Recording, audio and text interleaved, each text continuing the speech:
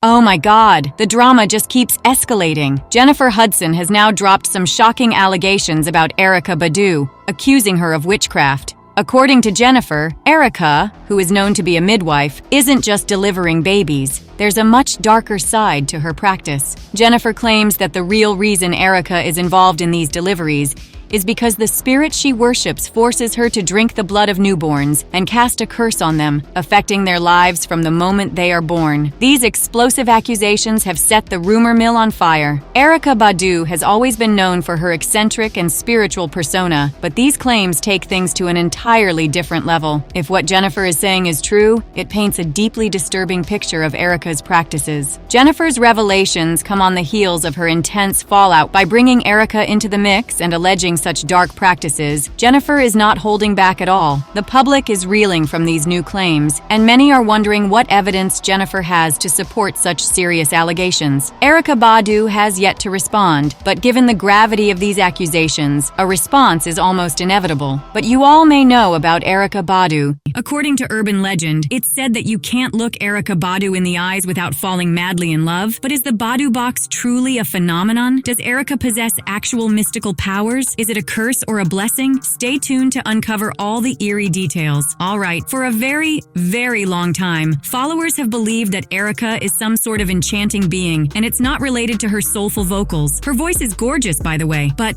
there's just something about the way she dresses, speaks, carries herself, and expresses herself genuinely. I also like to use my own wand.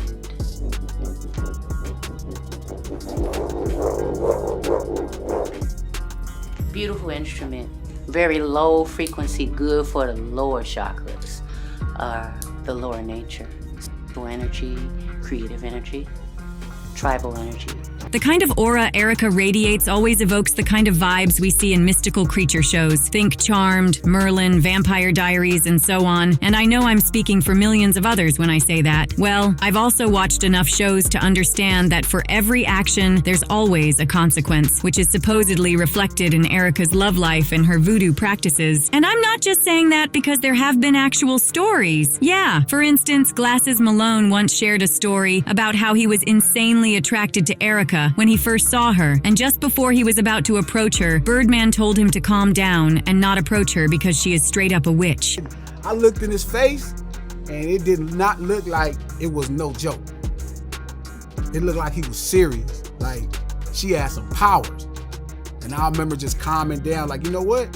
Let me listen to this. You know, he's from New Orleans, Louisiana, so, you know, they know about all that shit. Other people have also said over the years that there's just something about Erykah, and it surely doesn't help that she has called herself a witch on several occasions. Maybe it's just to throw people off, but also it could be the truth, and she openly admits it as a joke, again, to throw people off. For instance, in 2016, Erykah posted a fun promotional video of her getting psyched for the 2016 Soul Train Awards, and one of her followers on Facebook wrote a comment after watching the video. I've always enjoyed her music and eccentric style, but that's a witch, and any other celeb who wears it does to serve that purpose plain as day. Can't be down with that aspect. Erykah was actually the first to reply to the comment, and she wrote, "I'm a witch." Men who've been in relationships with Erykah in the past have also mentioned that there's something unique about her. While none of them have specifically said anything explicit, there's always been a theory that she gives them passion fruit. And although I cannot confirm if she gives anything to people, here's a summary of some of the relationships that ended despite the men being deeply in love with Erykah. For instance, Erykah dated Andre 3000. They met sometime in 1995 at a nightclub in New York City. Erykah vividly recalls the day she got pregnant. It was February 11th, and in November 1997, she gave birth to their son. As soon as they started dating, the influence she had on him began to show. He was in the process of discovering his true self. With Erykah's help, Andre 3000 smoothly transitioned into the man he is today. According to reports, Erykah was the reason he ditched his jerseys and baggy jeans, embraced more eclectic fashion choices, and experimented with his musical sound. What can she say? Except, you're welcome. The next person who couldn't resist Erykah was Common, and they dated between 2000 and 2002. His collaboration with Erykah on Love of My Life Ode to Hip Hop earned him his first Grammy. Common also admitted that Erykah Badu was his first love and first heartbreak. He is one person who talked about the Badu box when he said in a 2014 interview, you, yeah, the Badu box is real. It can take you to another universe. But seriously, that's where you meet somebody that's real special and you're like, man, this woman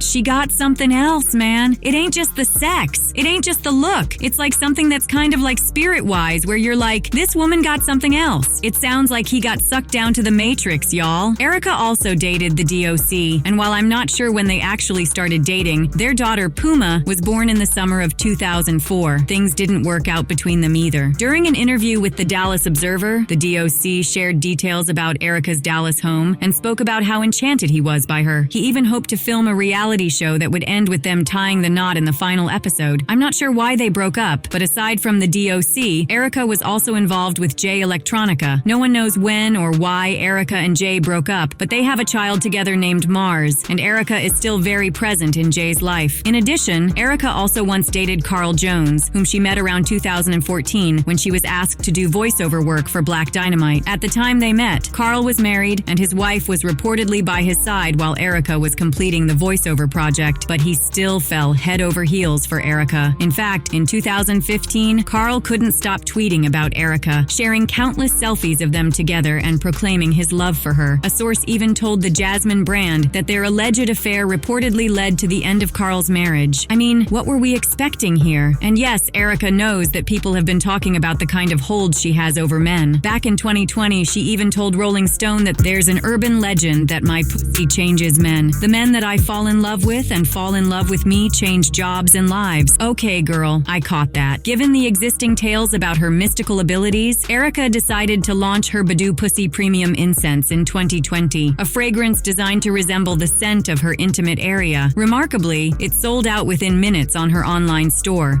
All right, now Erykah Badu has launched her online shopping store with her vagina fragrance, and that fragrance sold out in minutes, but it has restocked since that happened. So it's her Badu vagina, I can't say the word on here, premium incense. While explaining her inspiration for creating a product that truly embodied her essence, Erykah told Beat, first of all, I'm Erykah Badu. Secondly, in this industry, it's the legend that my box changes people. It changes their influences, their religion, their politics, and everything else. So that's why I decided to do it. I feel like everybody deserves it. I feel I merit that to Erykah. Oh, and if you're curious about the ingredients of that incense that sold out in 19 minutes, Erykah told 10 Magazine, I took many pairs of my underwear, shredded them into tiny pieces, and burned them. Even the ash is part of it. I don't know, y'all. That's some peculiar voodoo, if you ask me. Prepare for more magic, as Erykah has also created her own marijuana strain. She collaborated with rapper and entrepreneur Burner to introduce the strain That Badu.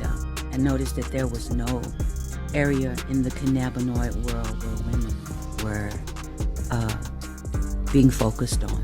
So my focus in cannabinoids is women's studies in the body, in childbirth, in meditation and religious studies and spirituality. With everything mentioned and all that Erykah does, do you see why people find it easy to believe it can't just be normal? On an episode of the Tamron Hall Show, Erykah also clarified that her magic is in her eyes, but also in her mind. How does it affect, when a man knows I'm going to look at her and I'm never going to be able to forget her? Yeah. That's a lot of pressure. Women too. Yeah.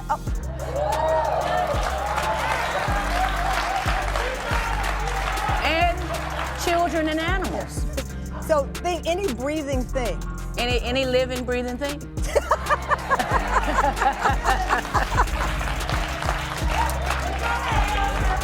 I mean, it's a power. She then explained where the true power lies. How do you describe it? What, my power? Yeah. I think it's indescribable. In the bedroom, that's not where you're gonna find it, because my magic doesn't lie between my thighs, it lies between my ears.